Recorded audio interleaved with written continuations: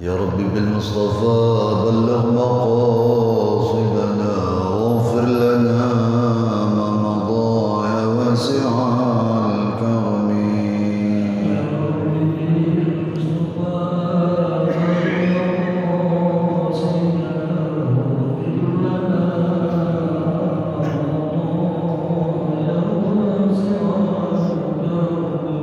يا أكرم الخلق لمن ألوذ به سواك عند حلول الحادث العميم.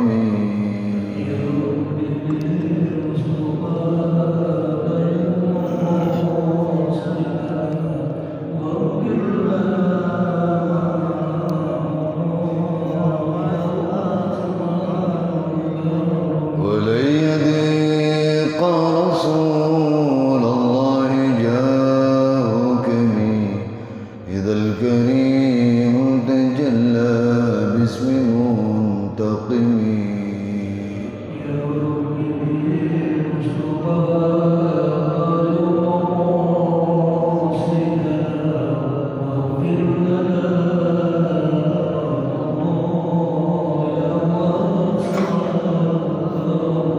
محمد سيد الكونين والثقلين والفريقين من عرب ومن عجم.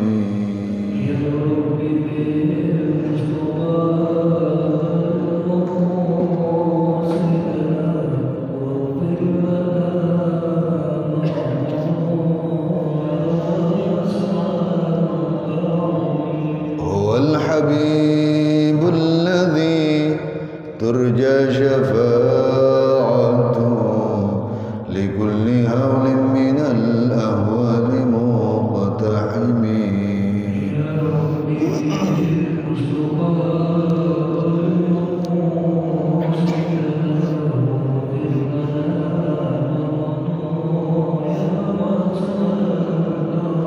لعل رحمة ربي حين يقسمها تأتي على حسب من العصيان والقسم.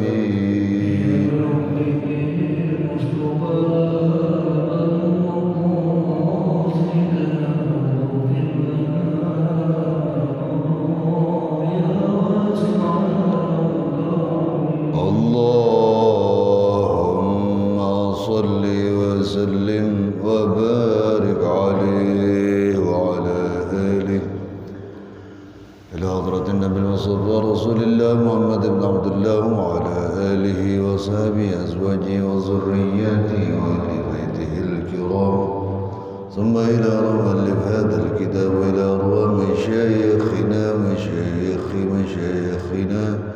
وإلى أرواح من أحسن إلينا ومن أوصانا بالدعاء ومن ليس له زائر لنا ولأحبابنا شيء لله لهم الفاتحة.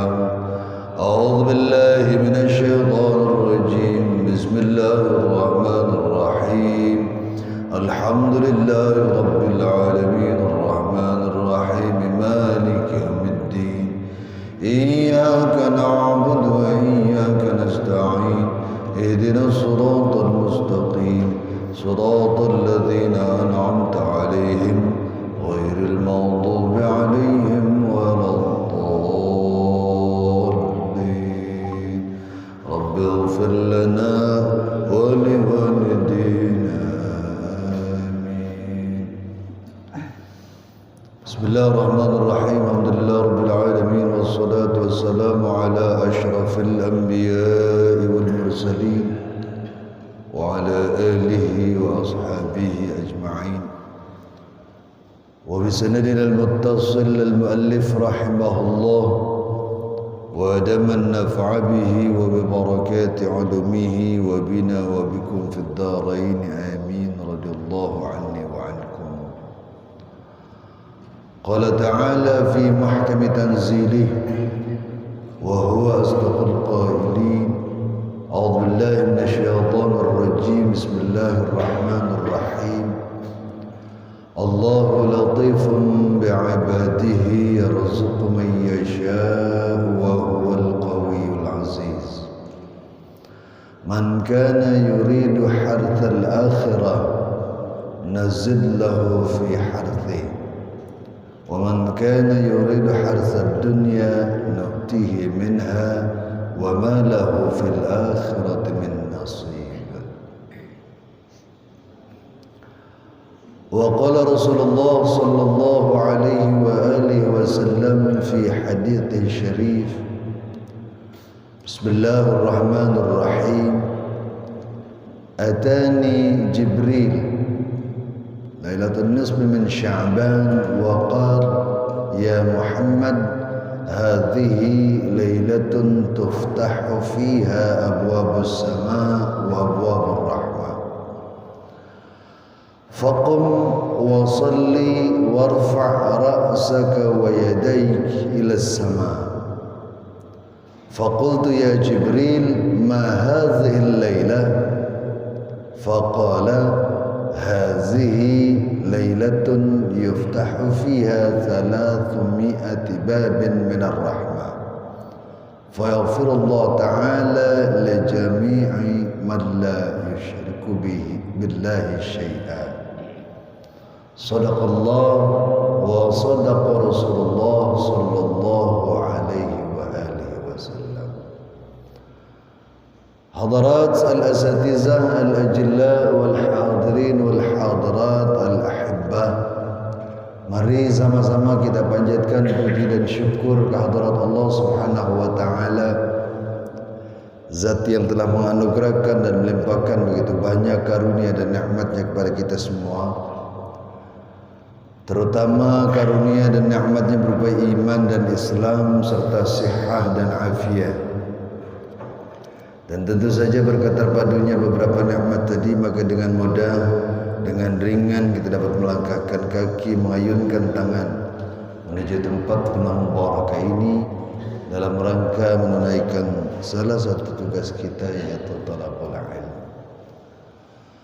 Salawat dan salam tak lupa kita haturkan keharibaan junjungan kita Nabi besar Muhammad sallallahu alaihi wasallam, sesosok profil pemimpin yang telah berhasil mengevakuasi umat manusia dari alam yang penuh dengan kebodohan, syarat dengan kejahilan, menuju alam yang penuh ma'rifah dan irfan itu sekarang.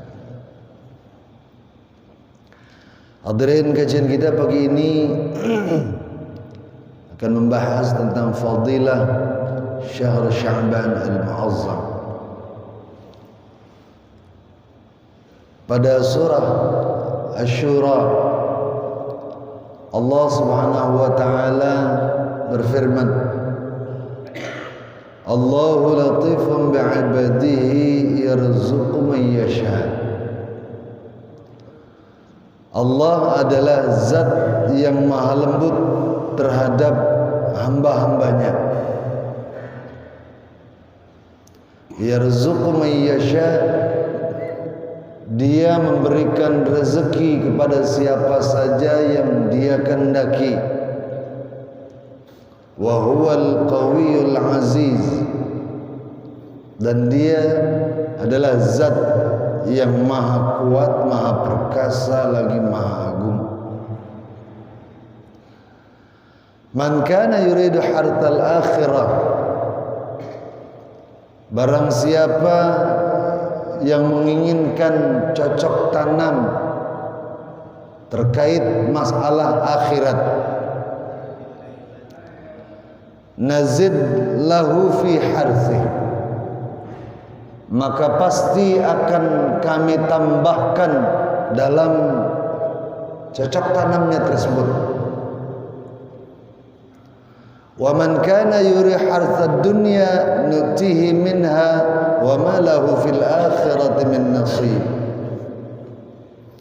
Dan barang siapa yang menginginkan cocok tanam terkait masalah dunia, kami akan berikan kepadanya. Wa ma lahu fil akhirah min nasib, tetapi dia tidak akan mendapat keuntungan terkait urusan akhirat. Ayat ini memberikan pembelajaran kepada kita bahwa sesungguhnya segala sesuatu yang terjadi di jagat raya ini tidak pernah terlepas dari kehendak Allah Subhanahu wa taala. Apa yang Allah inginkan, apa yang Allah programkan, itulah yang terjadi. Dan Allah bebas melakukan apa saja terhadap hamba-hambanya, termasuk bebas memberikan rezeki kepada siapa yang Allah kehendaki.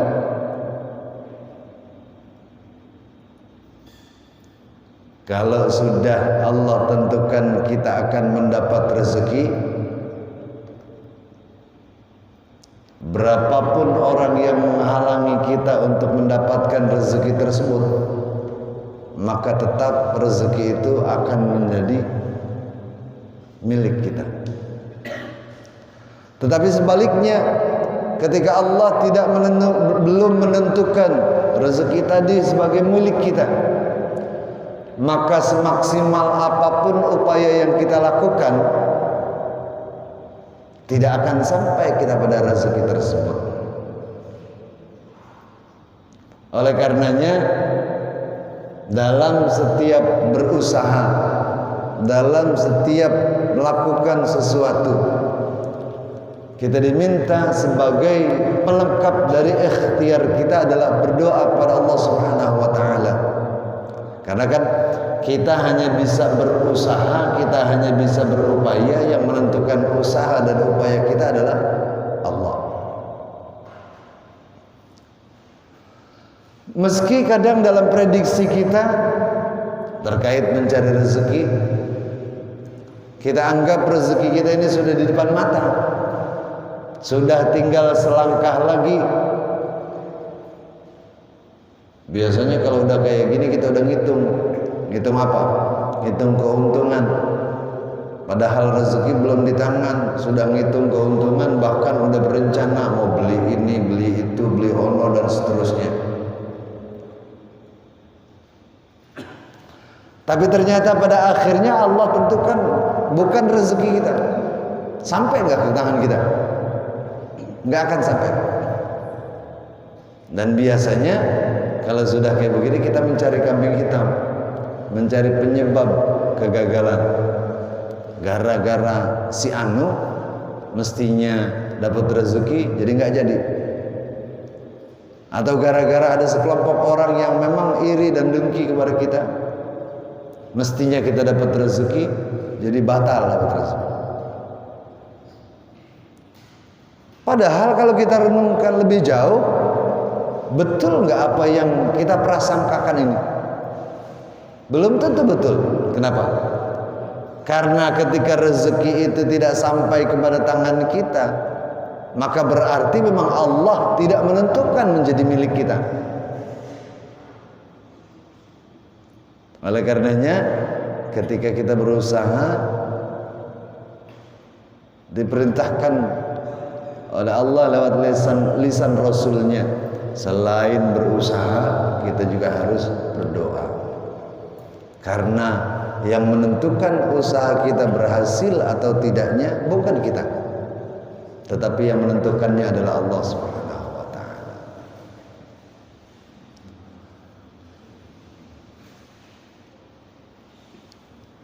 Tetapi istimewanya ketika seseorang melakukan sesuatu untuk mencari keuntungan,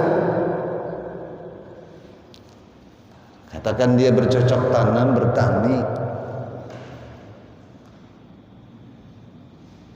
menanam untuk mengambil hasilnya. Saat seseorang bercocok tanam terkait urusan akhirat, Allah sudah janjikan pasti Allah berikan bonusnya. Apa bonusnya? Ketika kita mengejar urusan akhirat, bonusnya adalah dunia.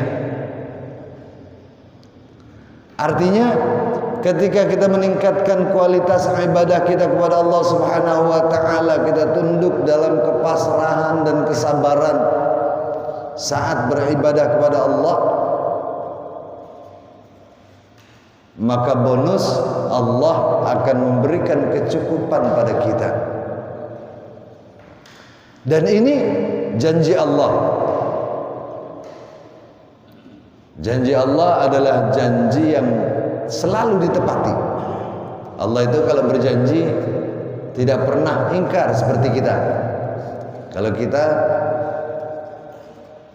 sering berjanji, mudah berjanji, tapi mudah juga mengingkarinya. Ini kita. Tetapi Allah, ketika Allah sudah janjikan, pasti Allah tepati. Nazid lahu fi harthih, maka kami akan tambahkan dalam cocok tanamnya. Artinya kalau kita ngejar urusan akhirat, dunia ngikutin. Tapi apa berlaku sebaliknya? Tidak. Kenapa tidak? Karena Allah meneruskan dalam lanjutan ayatnya, wa man kana yuridu hartad dunya nu'tihi minha. Barang siapa yang mengejar keuntungan duniawi, pasti kami berikan kepadanya. Tetapi wa ma lahu fil akhirati min nasib. Dia tidak akan mendapatkan bagian apapun terkait urusan akhiratnya. Makanya kalau orang dulu ngasih perumpamaan yang biasa terjadi dalam kehidupan mereka, yang paling gampang kata mereka, kalau kita nanam padi di sawah, rumput tumbuh. Tapi kalau semata-mata kita menanam rumput, padi ikut tumbuh, nggak akan. Jadi alangkah baiknya ketika kita menitik beratkan segenap aktivitas kita untuk mengejar urusan akhirat, mengejar ridha Allah Subhanahu wa taala. Karena dengan demikian kita akan mendapatkan bonusnya, yaitu urusan dunia. Ayat ini dikutip oleh penulis kitab sebagai pendahuluan ketika membahas keutamaan bulan Sya'ban. Di mana kata Rasulullah sallallahu alaihi wasallam dalam sebuah sabdanya, fadlu Sya'ban ala sa'iri syuhur ka fadli ala sa'iril anbiya. Keutamaan bulan Sya'ban dibanding bulan-bulan lainnya, kata Rasulullah, itu seperti keutamaanku dibanding nabi-nabi lain. Nabi Muhammad adalah nabi yang paling istimewa di hadapan Allah Subhanahu wa taala. Dengan keistimewaan beliau, bahkan umat beliau pun mendapat keistimewaan dibanding umat nabi-nabi lain. Salah satu keistimewaan yang Allah berikan buat umat Nabi Muhammad, kalau umat Nabi Muhammad duduk di majelis ta'lim 1 jam saja,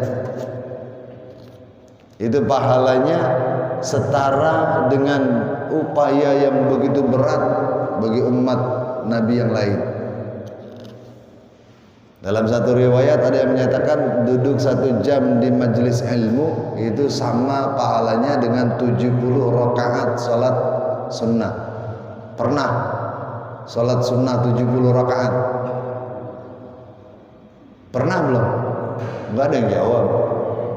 Jangankan 70 rakaat, besok di Ramadan.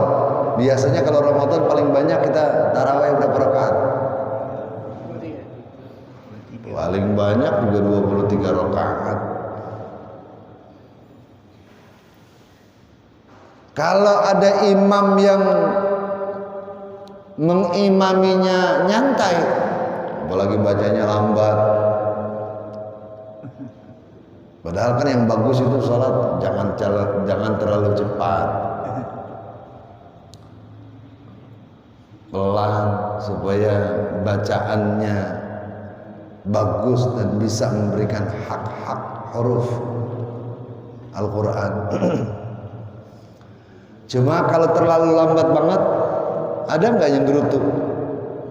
Udah sholatnya 23 rakaat, imamnya lama banget lagi. Udah besok-besok jangan terawih di sini, agak kena.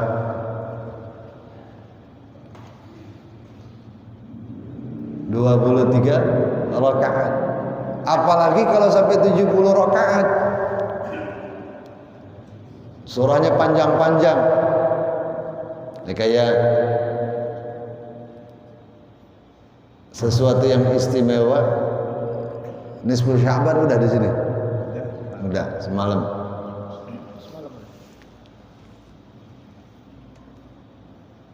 Para ulama, para fuqaha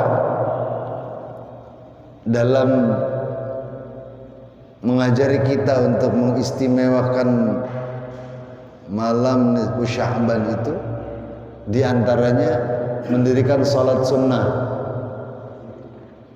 Mendirikan salat sunnah. Ada orang yang menyatakan salat sunnah nisfu Sya'ban, tapi saya sampai dengan hari ini belum ketemu di bab-bab fiqih yang membahas tentang salat sunnah nisfu Sya'ban. Yang ada salat sunnah mutlak, salat sunnah taubah, salat sunnah hajat, dan seterusnya dan seterusnya. Dan kalau mau mendirikan salat sunnah di malam nisfu Sya'ban, kalau guru saya ngajarin kalau mau salat sunnah mutlak aja. Salat sunnah mutlak itu lafaz usallinya usalli sunnatan lillahi ta'ala, usalli sunnatan raka'ataini lillahi ta'ala. Aku niat salat sunnah 2 rakaat, ini namanya salat sunnah mutlak. Kalau mau ditambahin salat sunnah hajat, nanti berarti lafaznya kita sebut dengan salat hajat. Salat sunnah taubat kita sebut dengan menyebutkan kata taubat, dan seterusnya dan seterusnya. Yang bagus ini dilakukan dalam jumlah 100 rakaat. Ada yang pernah ngerjain salat sunnah di malam nisfu Sya'ban itu bagusnya dikerjakan dalam 100 rakaat. Ada yang alasan lah, kalau 100 rakaat ngitungnya aja juga ribet. Ini udah salam keberapa ya? Gampang caranya. Seperti teori yang diajarkan guru saya, kalau mau sholat sunnah 100 rakaat itu, siapkan pentol korek 50 batang di sebelah kanan.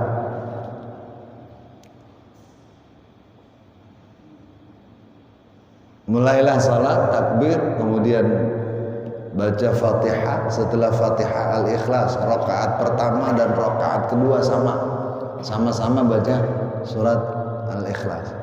Asal udah salam, pindahin 1 batang. Mulai lagi, salam lagi, pindahin. Jangan makin hitung, asal pentol koreknya habis pasti 100 rakaat. Berat apa yang enteng itu? Nggak usah pakai nyengir, nggak usah pakai ya, namanya ibadah itu nggak ada yang enteng. Yang namanya ibadah nggak ada yang enteng, apalagi sholat. Kan katanya wa innaha lakabiratun illa 'alal khashi'in. Sholat itu berat kecuali bagi orang-orang yang khusyuk. Kita seperti yang pernah kita bahas pada pertemuan-pertemuan sebelumnya, seandainya khusyuk jadi rukun salat, maka insya Allah banyakkan dari salat kita yang nggak sah, karena biasanya kita salat dalam keadaan tidak khusyuk. Untungnya khusyuk bukan syarat, bukan rukunnya. Jadi kita optimis bahwa sholat kita itu sah dan diterima oleh Allah.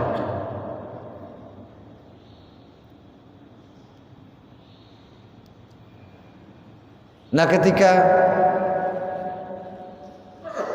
Rasul menyatakan bulan Sya'ban memiliki keistimewaan begitu luar biasa seperti keistimewaan beliau dibanding nabi-nabi lainnya, maka berarti saat kita mendekat kepada Allah dengan meningkatkan kualitas ibadah kita, meningkatkan kuantitas ibadah kita kepada Allah, pasti akan diistimewakan oleh Allah Subhanahu wa taala. Cuman kalau udah masuk bulan Sya'ban, apalagi sudah masuk nisfu ya, sudah masuk pertengahan, Ramadan masih jauh enggak? Udah tinggal hitungan jari. Kadang rasanya baru kemarin ya, kok udah Sya'ban lagi, berasa enggak? Kalau bulan-bulan lain tuh berlalu sangat cepat rasanya, tapi besok udah Ramadan, sebulan aja rasanya lama banget. Kenapa? Karena puasa. Kalau puasa kita kan ngarep-ngarep selesai gitu ya. Ketika kita harap untuk cepat selesai ya pasti rasanya lama. Sementara di bulan lain kita tidak mengharap untuk cepat berlalu, sehingga meskipun fasenya sama kita anggap cepat. Oleh karenanya beruntung orang-orang yang bisa memanfaatkan waktu-waktu istimewa untuk mendekat kepada Allah Subhanahu wa taala.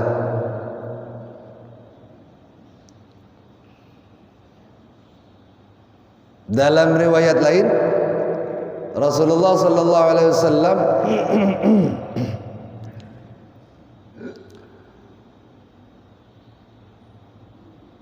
yasumu Sya'ban kullah, kana yasumu Sya'ban kullah.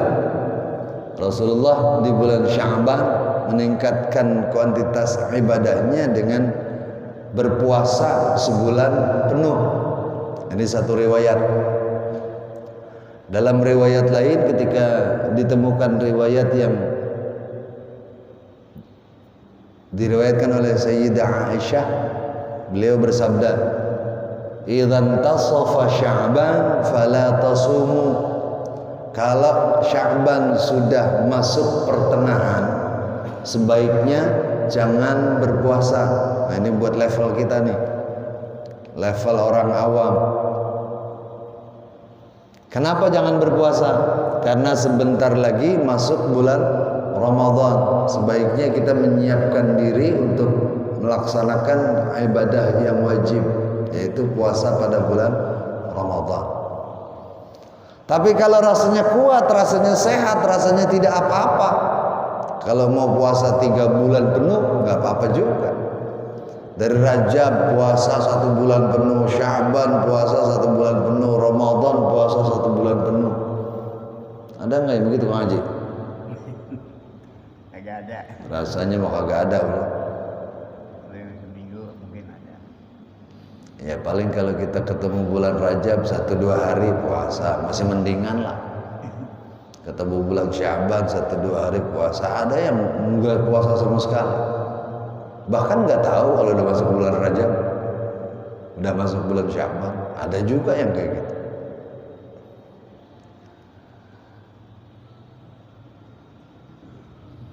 Ketika kita tahu informasinya, ketika kita bahas dalam pengajian apa yang diutamakan oleh Allah, sangat merugi ketika kita tidak manfaatkan waktu istimewa agar kita menjadi istimewa di hadapan Allah Subhanahu wa taala. Wa yaqulu yarfa'ullah a'mal al-'ibad kullaha fi hadha asy-syahr. Kata Rasulullah, Allah akan mengangkat catatan amal ibadah hamba-hambanya dalam 1 tahun pada bulan Sya'ban ini. Alangkah bagusnya ketika catatan perbuatan kita dipantau dikoreksi, dilihat, dievaluasi. Di bagian akhir ada hal-hal yang istimewa. Maka ini akan sangat menggembirakan buat kita para pelakunya. Kalau kepengen istimewa dan kepengen diistimewakan oleh Allah, mari kita manfaatkan waktu tersisa di bulan Sya'ban ini untuk mendekatkan diri kepada Allah Subhanahu wa taala.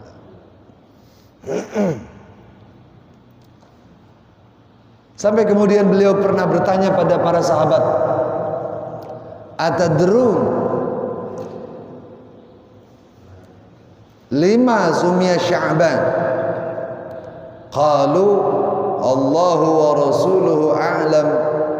Qala li'annahu yatasha'abu fihi khairun katsir. Kata Rasulullah bertanya pada para sahabatnya, tahukah kalian kenapa bulan ini dinamakan bulan Sya'ban? Para sahabat menjawab, Allah dan Rasulnya lah yang lebih tahu.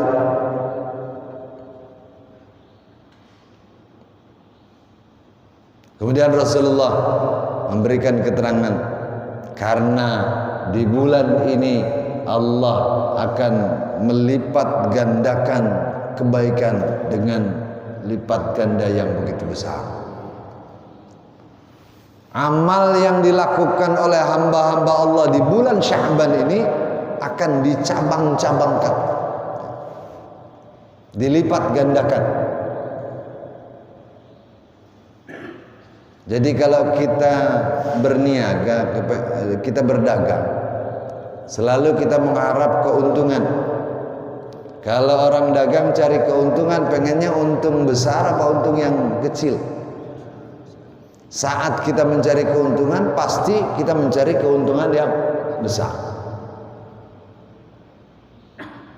Nah, ketika kita berniaga kepada Allah, maka keuntungan besar yang dilipat gandakan oleh Allah dilakukan pada waktu-waktu dan bulan-bulan istimewa. Salah satunya di bulan Sya'ban ini.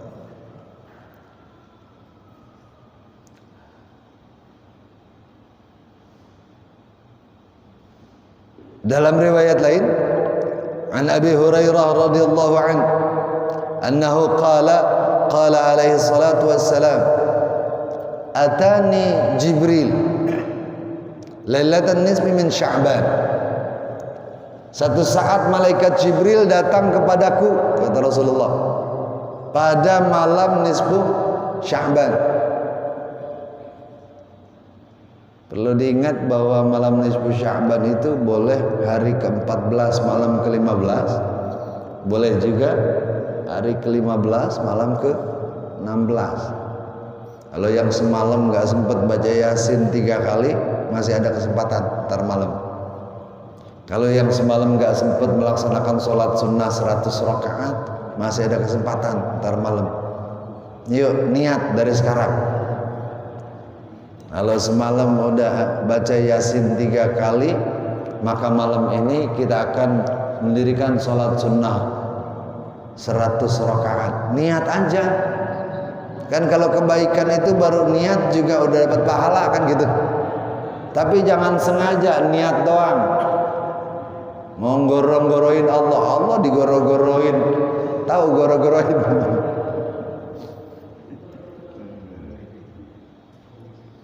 Allah dibohongin. Niat salat sunnah malam nisfu Sya'ban 100 rakaat.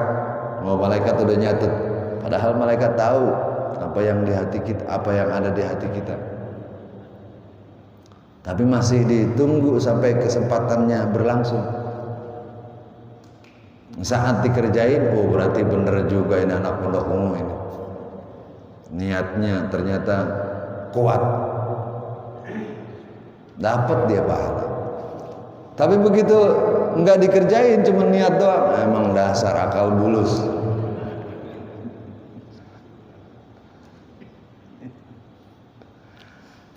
Atani Jibril lailatan nisfi min Sya'ban wa qala ya Muhammad hadhihi lailatun tuftahu fiha abwabus sama wa abwabur rahmah.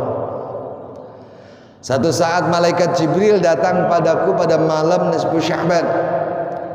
Hai Muhammad, malam ini adalah malam di mana Allah Subhanahu wa taala membuka pintu-pintu langit dan Allah buka pintu-pintu rahmat.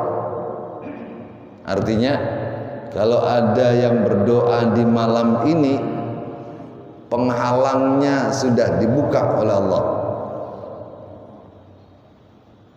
Kalau ada yang berdoa minta rahmat dari Allah Subhanahu wa taala, minta kasih sayang Allah, malam Sya'ban pintu itu dibuka oleh Allah Subhanahu wa taala.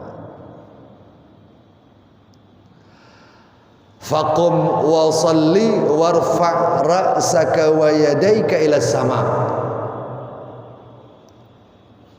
Kata malaikat Jibril, bangun, salat, angkat kepala dan kedua tanganmu ke langit. Rasulullah lagi tidur aja dibangunin sama malaikat Jibril, saking hebatnya malam ini. Suruh bangun, suruh sholat, suruh angkat tangan dan kepala menengadah kepada Allah. Ngapain? Doa. Faqultu ya Jibril ma hadhil lailah. Rasulullah bertanya kepada Jibril, Jibril ini malam apa sih? Kok segitu dahsyatnya perintah gitu?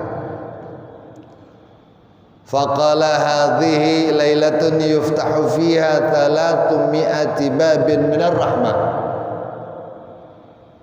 Malam ini adalah malam di mana Allah membuka 300 pintu rahmat.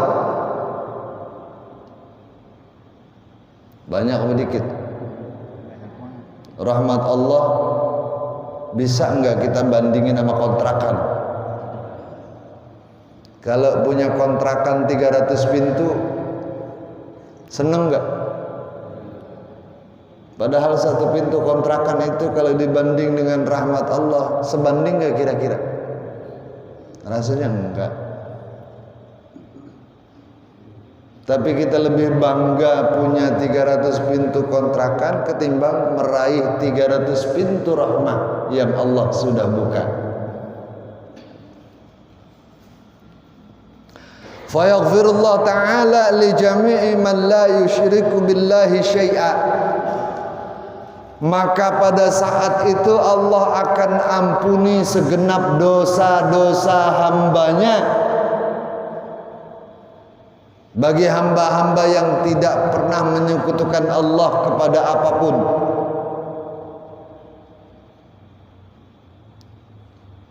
Kalau ada pertanyaan kira-kira dosa kita banyak apa sedikit, jawaban kita apa?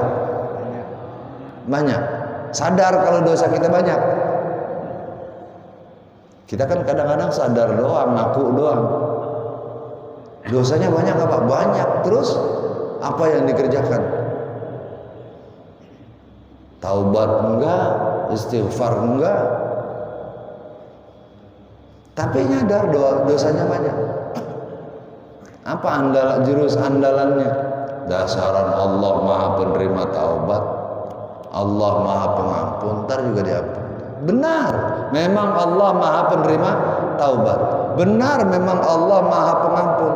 Tapi ada syaratnya. Bagi siapa? Bagi orang yang mau bertaubat dan bagi orang yang mau beristighfar. Kalau cuma diem doang, nggak melakukan apa-apa, kira-kira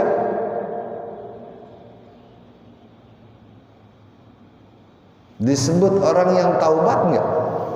Nggak bisa disebut orang yang taubat kalau hanya berdiam diri.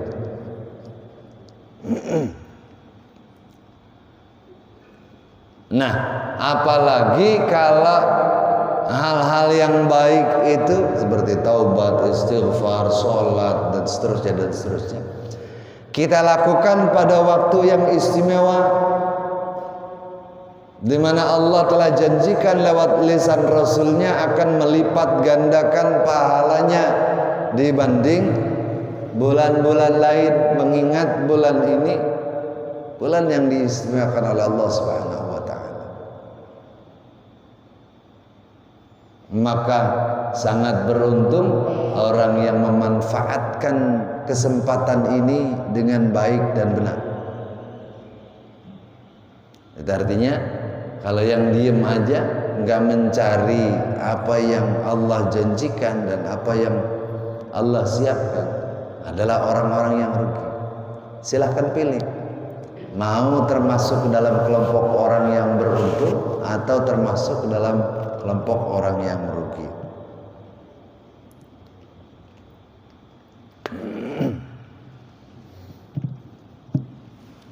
Allah akan ampuni dosa-dosa siapa saja yang tidak mensekutukannya kepada siapapun, kecuali, ya ada kecualinya, kecuali orang itu sahiran. Sahir itu penyihir. Apa saja yang masuk dalam kategori sihir, guna-guna, gendam, apa sih gendam ya, pelet, apalagi itu masuk dalam kategori itu. Au kahinan, atau dukun. Masih ada orang yang percaya dukun hari ini.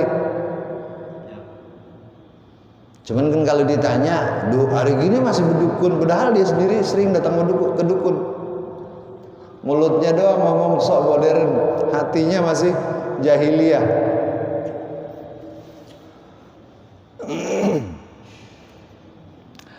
Au musyahinan, au mudmina khamr, au musirran ala zina, au akil riba, au aqil walidain, au namam, au qati'ur rahim.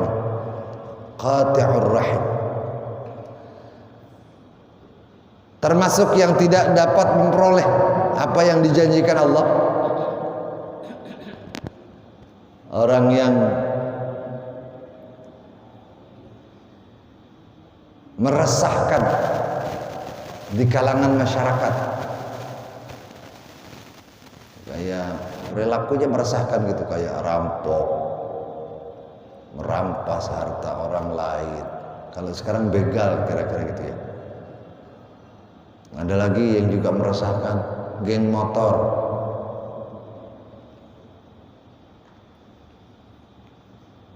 Ini kalau sengaja dilakukan untuk memberikan keresahan pada kehidupan masyarakat, ini tidak masuk dalam kategori yang dijanjikan oleh Allah Subhanahu wa taala. Au mudmina khamr, orang yang kecanduan minuman keras, ini juga tidak dapat apa yang dijanjikan Allah.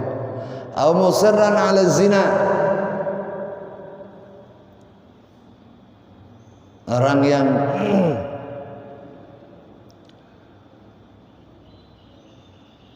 melakukan sesuatu yang dilarang oleh Allah Subhanahu wa taala seperti zina. Au akil riba, orang yang memakan riba, orang yang durhaka kepada kedua orang tuanya. Namam, namam ini provokator yang meresahkan banyak orang, mengadu domba antar satu kelompok dengan kelompok yang lain untuk menimbulkan kegaduhan dan kekacauan. Au qati'ur rahim, atau orang yang memutus tali silaturahim, maka mereka ini tidak bisa memperoleh apa yang Allah janjikan, yang Allah katakan Allah membuka 300 pintu langit dan 300 pintu rahmat. Artinya kalau ada orang berperilaku seperti apa yang dilarang Allah untuk mendapatkan hal tersebut, seandainya kita termasuk salah satu di antaranya, maka segeralah tinggalkan kebiasaan buruk tersebut, bertaubatlah kepada Allah Subhanahu wa taala. Syirik. Kita masih suka melakukan hal-hal syirik apa enggak sih?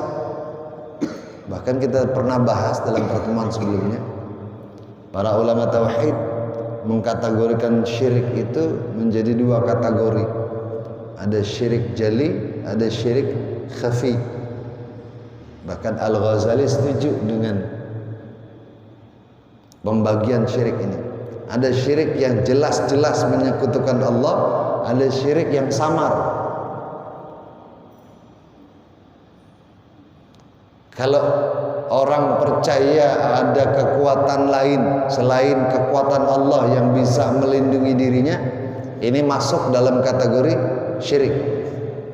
Contoh, orang percaya dengan benda-benda keramat yang punya keistimewaan, yang punya power bisa melindungi dia. Keris, tombak, pedang, pokoknya dianggap benda keramat lah. Untuk bisa melindungi dirinya, dikenakan atau disandanglah benda-benda ini. Kalau keyakinannya benda inilah yang akan menyelamatkan dia, ini masuk dalam kategori syirik. Tapi kalau buat aksesoris doang, masuk syirik nggak? Enggak. Kayak misalnya pengantin Jawa itu kan harus pakai keris di belakangnya. Syirik apa enggak itu? Itu enggak. Kalau tidak diniatkan untuk menyekutukan Allah. Kalau orang dulu bentuk syiriknya seperti itu, orang modern seperti sekarang masih enggak melakukan hal tersebut. Bisa jadi sama melakukan hal tersebut, cuman bentuknya yang beda. Kalau orang dulu kemana-mana enggak bawa keris itu enggak pede, orang sekarang kemana-mana enggak bawa kartu ATM pede enggak?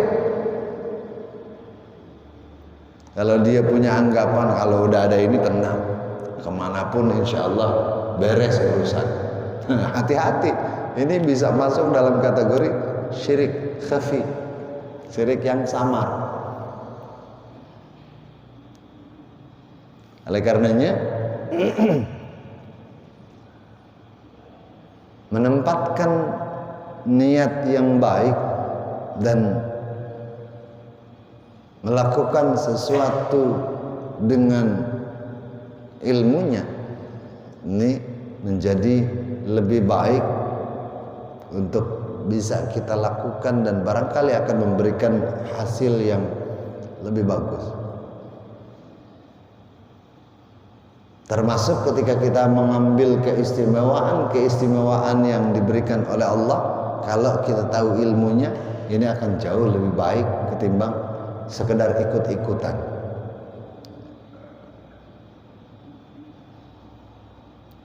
Fa inna haula'i la yughfar lahum hatta yatubu wa yatruku. Orang-orang ini mereka tidak akan diampuni oleh Allah Subhanahu wa taala sampai mereka bertaubat dan meninggalkan kebiasaan buruknya. Kemudian setelah itu fa kharajan Nabi alaihi salatu wassalam fa shalla wa baka fi sujudi. Kemudian setelah itu Rasulullah sallallahu alaihi wasallam melakukan atau mendirikan salat dan menangis dalam sujudnya. Rasulullah adalah seseorang yang sudah digaransi oleh Allah Subhanahu wa taala dosa-dosanya pasti diampuni. Baik yang sudah dilakukan atau yang belum dilakukan semasa hidup beliau. Masih memberikan contoh kepada kita, mengambil keistimewaan yang Allah berikan. Bahkan beliau sujud dan menangis di waktu yang istimewa. Rasulullah menggunakan itu. Padahal kalau ditinjau dari segi istimewa atau tidaknya di hadapan Allah, hebatan mana kita sama Rasulullah? Pasti Rasulullah jauh lebih hebat. Banyak mana ibadah kita dengan ibadah Rasulullah? Pasti lebih banyak ibadah beliau. tetapi beliau dengan segala keistimewaan yang Allah berikan masih mau memanfaatkan keistimewaan waktu-waktu yang Allah berikan. Dan mudah-mudahan ini memotivasi kita untuk melakukan peningkatan kualitas ibadah kita kepada Allah Subhanahu wa taala dengan melakukan hal-hal sunnah yang diajarkan oleh Rasulullah. Terlebih kita berada pada waktu-waktu istimewa seperti bulan Rajab kemarin dan bulan Sya'ban saat ini. Ke depan kita akan bertemu dengan Ramadan, di mana Ramadan adalah bulannya umat Nabi Muhammad sallallahu alaihi wasallam. Kita lebih tingkatkan kualitas ibadah kita untuk mendekatkan diri kepada Allah Subhanahu wa taala. Mudah-mudahan sekeluarnya kita dari Ramadan kita kembali kepada kesucian kita. Amin ya rabbal alamin. Kita tutup dengan bertawassul pada orang-orang tua kita yang telah mendahului kita. Kiranya Allah ampuni dosa-dosa mereka, Allah lipat gandakan pahala amal baik mereka, dan akhirnya Allah tempatkan mereka di syurga yang penuh dengan nikmat. Kita yang masih hidup, Allah berikan kita nikmat panjang umur dalam taat pada Allah dan Rasulnya. Allah berikan kita kekuatan iman dan Islam. Allah berikan kita taufik dan hidayah. Allah berikan kita rezeki yang banyak untuk bekal ibadah kepada Allah Subhanahu wa taala. Allah jadikan anak cucu kita anak cucu yang salihin, salihat, mutamassikin bi syariatillah wa sunnati nabiyyi. Kelak kita mati, mohon dimatikan dalam husnul khatimah. Ala hadhihi niyyah wa ala kulli niyatin salihah wa ala niyatil qabul wa tamami kulli sul wa ila hadratir rasul sallallahu alaihi wasallam. Syai'un lillahi lahumul fatihah. A'udzu billahi minasy syaithanir rajim. Bismillahir rahmanir rahim. Alhamdulillahi rabbil alamin arrahmanir rahim maliki yaumiddin. Iyyaka na'budu wa iyyaka nasta'in. Ihdinas siratal mustaqim. Siratal ladzina an'amta 'alaihim ghairil maghdubi 'alaihim waladdallin. Rabbi ighfir lana wa liwalidina. Ya arhamar rahimin, ya arhamar rahimin, ya arhamar rahimin, farrij 'alal muslimin.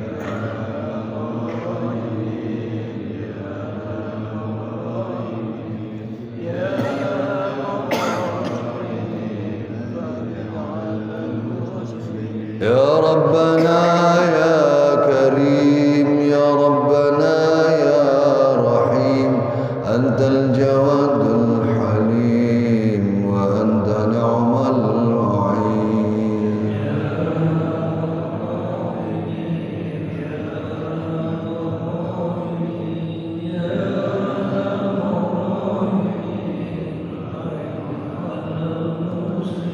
Rabbi adkhilna